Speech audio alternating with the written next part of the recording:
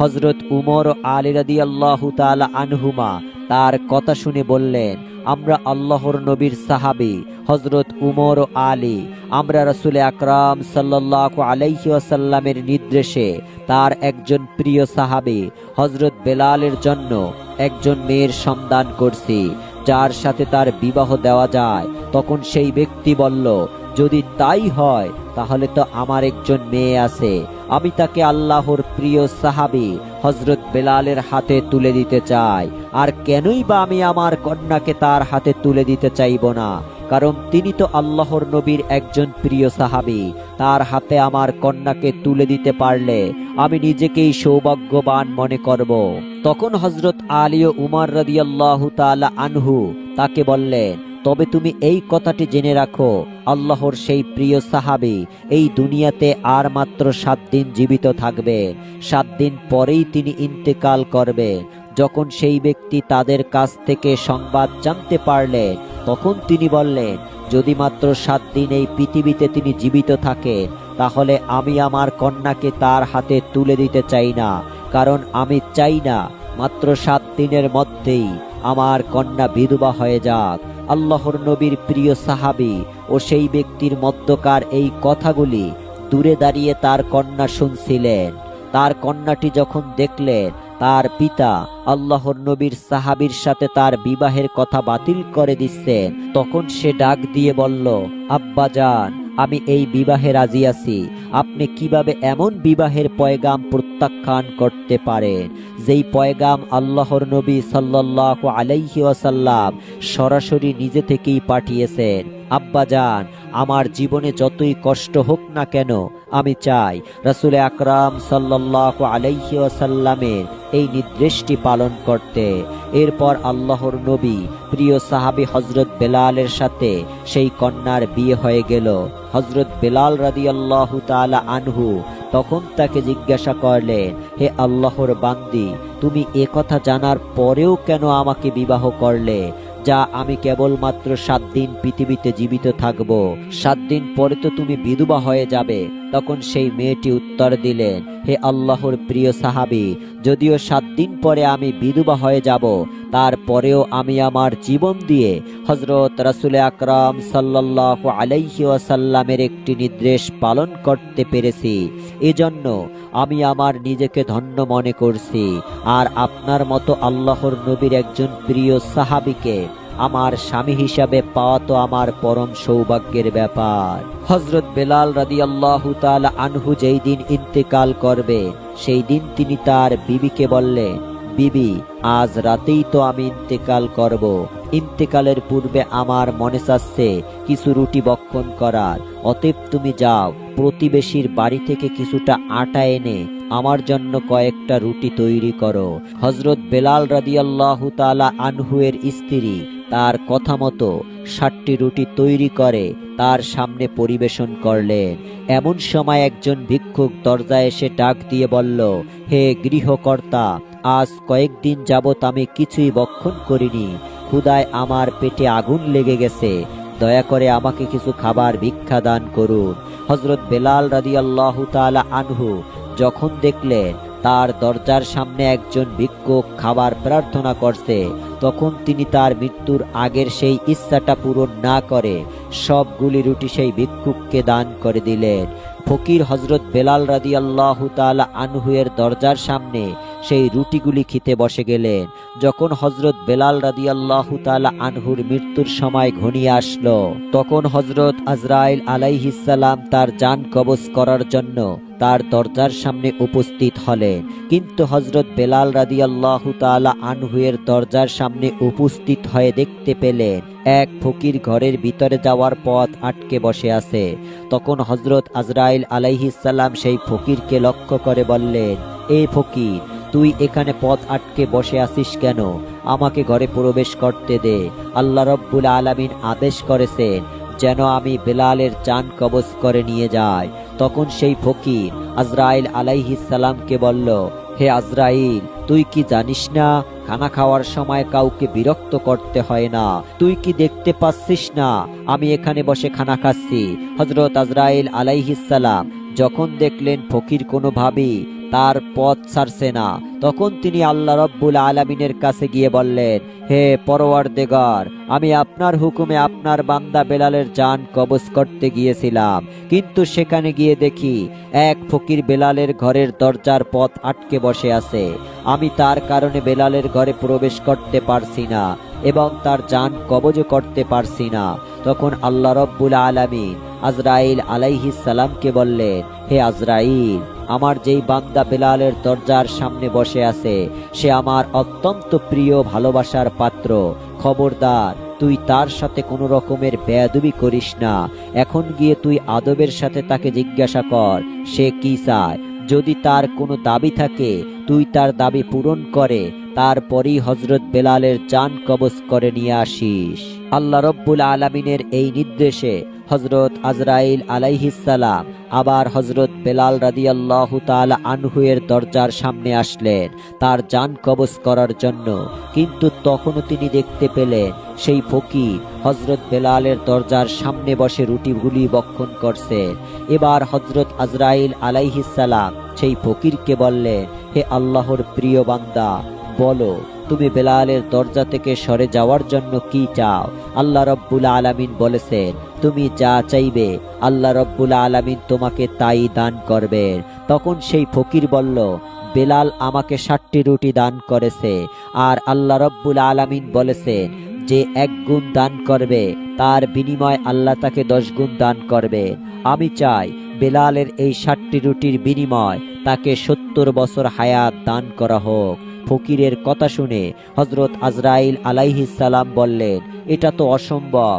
আল্লাহ রব্বুল আলামিন আমাকে জান কবজ করার নির্দেশ দিয়েছেন, অতএব আমাকে তার জান কবজ করে আল্লাহ রব্বুল আলামিনের হুকুম পালন করতেই হবে। তুমি এছাড়া অন্য কিছু চাও, এছাড়া তুমি যা চাইবে আল্লাহ রব্বুল আলামিন তোমাকে তাই দান করবেন। তখন সেই ফকির বলল, আমি এছাড়া আর অন্য কিছু চাই না। দুনিয়ার কোনো ধন সম্পদ ও পার্থিব সুখ শান্তির কোনো আশা আমার নেই। আমি চাই আল্লাহর সাহাবী হযরত বেলালের হায়াত 70 বছর পর্যন্ত বৃদ্ধি করে দেয়া হোক। হযরত আজরাইল আলাইহিস সালাম বললেন, তোমার এই দাবি কোনোভাবেই আমি পূরণ করতে পারবো না।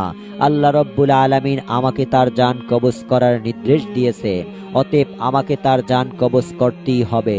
তখন সেই ফকির বলল, আজরাইল, আল্লাহ তাআলা পারেন না এমন কোনো কাজ নেই। আল্লাহ রব্বুল আলামিন যদি বেলালের হায়াত বৃদ্ধি না করে দেন তাহলে আমি 70 বছর যাবৎ 60টি রুটি বেলালের দরজার সামনে বসি ভক্ষণ করব। আর এভাবে না তুমি বেলালের ঘরে প্রবেশ করতে পারবে আর না তার জান কবজ করতে পারবে। রাসূল আকরাম সাল্লাল্লাহু আলাইহি ওয়াসাল্লাম পবিত্র হাদিস শরীফে ঘোষণা করেছেন, আল্লাহ রব্বুল আলামিনের এই দুনিয়াতে আল্লাহর এমন কিছু প্রিয় বান্দা রয়েছে, লাউ আকসামা আলাল্লাহি লা আবরারাহু, যদি তারা আল্লাহ রব্বুল আলামিনের নামে শপথ করে কোনো কথা বলে দেন তাহলে আল্লাহ রব্বুল আলামিন অবশ্যই তাদের সেই দাবি পূরণ করেন। হযরত বেলালের দরজার সামনে যেই ফকির বসেছিলেন তিনি সাধারণ কোনো ফকির ছিলেন না, তিনি ছিলেন আল্লাহ ও তার রাসূলের পাগল হযরত ওয়াইস কুরুনি রাহমাতুল্লাহ আলাইহি। হযরত ওয়াইস কুরুনি রাহমাতুল্লাহ আলাইহি যখন আল্লাহর কাছে হযরত বেলালের হায়াত বৃদ্ধির জন্য দাবি করে বসলেন তখন আল্লাহ রব্বুল আলামিন এই দাবি পূরণ না করে আর পারল না। তখন তিনি হযরত আজরাইল আলাইহিস সালামকে ডাক দিয়ে বললেন, হে মালাকুল মউত আজরাইল, আমার প্রিয় বান্দা ওয়াইস কুরুনি একটি দাবি করে বসেছে আর আমি আল্লাহ সেই দাবি কি পূরণ করব না? এটা কিভাবে হতে পারে? হে আজরাইল, তুমি ফিরে আসো। আমি আমার প্রিয় বান্দা হযরত ওয়াইস কুরুনির দাবি মঞ্জুর করে নবীজির প্রিয় সাহাবী হযরত বেলালের হায়াত 70 বছর পর্যন্ত দীর্ঘ করে দিলাম। একবার আমিরুল মুমিনিন হযরত উমর ফারুক রাদিয়াল্লাহু তাআলা আনহু হযরত আলী রাদিয়াল্লাহু তাআলা আনহুকে সঙ্গে নিয়ে কুফা নগরীতে আগমন করলেন। তিনি কুফা নগরীতে গিয়ে কুফার অধিবাসীদেরকে লক্ষ্য করে বললেন, হে কুফাবাসীরা, তোমরা কি কেউ আমাকে ওয়াইস কুরুনির সংবাদ দিতে পারো? হুজুরে আকরাম সাল্লাল্লাহু আলাইহি ওয়াসাল্লামের একটি বিশেষ নির্দেশ পালন করার জন্য আল্লাহর প্রিয় বান্দার সাথে আমাদের দেখা করার একান্ত প্রয়োজন।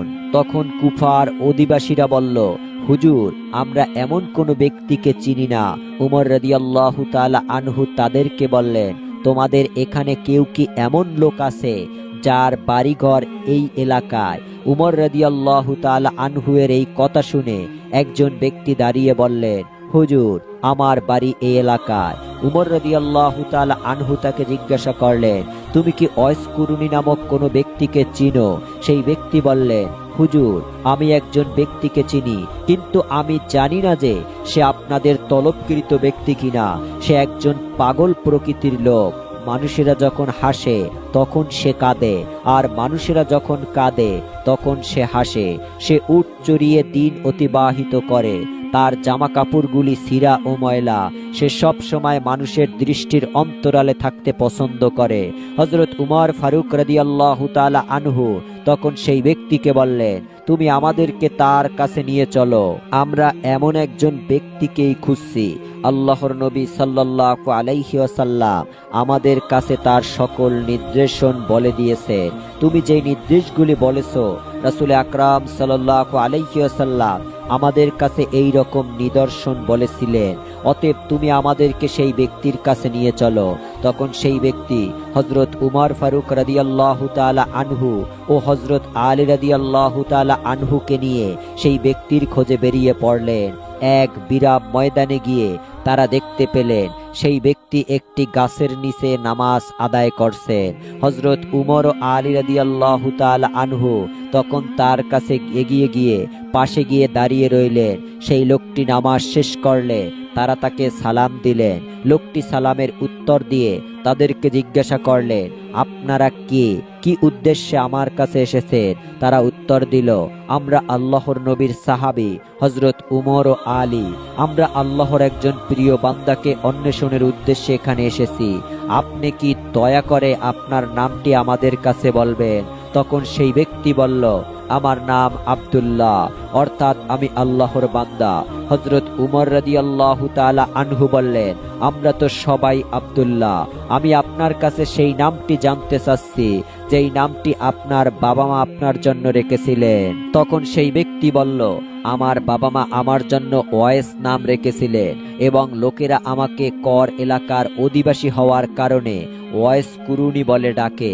তখন হযরত উমর রাদিয়াল্লাহু তাআলা আনহু আদবের সাথে তাকে বললেন, হে আল্লাহর বান্দা, আপনি কি দয়া করে আপনার ডান হাতটি আমাদেরকে দেখাবেন? ওয়াইস কুরুনি রাহমাতুল্লাহ আলাইহি তখন হযরত উমর ও আলী রাদিয়াল্লাহু তাআলা আনহু এর দিকে এগিয়ে ডান হাতটি এগিয়ে দিলেন। তারা দেখতে পেলেন তার ডান হাতে কুষ্ঠরোগের একটি সাদা চিহ্ন রয়েছে।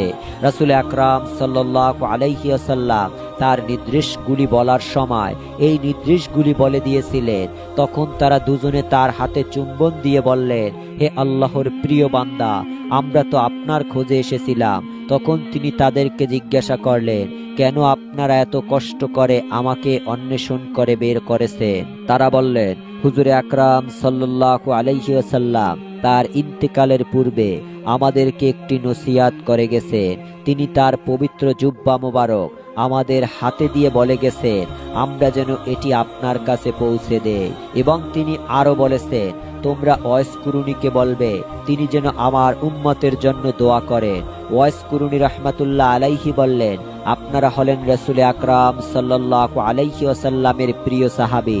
দোয়া করার জন্য তো আপনারাই আমার চেয়ে অধিক উপযুক্ত ব্যক্তি। অতএব আপনারা তার উম্মতের জন্য দোয়া করুন। তারা বললেন, আমরা তো সব সময় রাসূল আকরাম সাল্লাল্লাহু আলাইহি ওয়াসাল্লামের উম্মতের জন্য দোয়া করি। আল্লাহর নবী বিশেষ করে আপনার কাছে এই অনুরোধটি করার জন্য বলেছেন। ওয়াইস কুরুনি রাহমাতুল্লাহ আলাইহি বললেন, হে নবীর প্রিয় সাহাবীরা, তার পবিত্র জুব্বা মোবারকের মতো রক্ষা করার ক্ষমতা কি আমার রয়েছে? আমি তো একজন পাপী এবং পাগল মানুষ।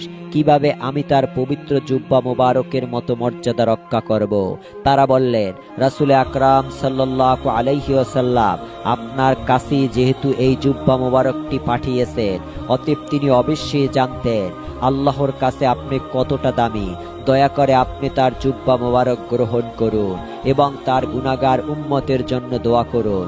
তখন হযরত ওয়াইস কুরুনি রাহমাতুল্লাহ আলাইহি তাদের কাছ থেকে রাসূল আকরাম সাল্লাল্লাহু আলাইহি ওয়াসাল্লামের পাঠানো জুব্বা মোবারক গ্রহণ করলেন এবং তিনি তাদেরকে বললেন, আপনারা এখানে একটু দাঁড়িয়ে থাকুন, আমি একান্ত নিবৃত্তে আমার দয়াময় প্রভুর সাথে কিছুক্ষণ কথা বলে নেই।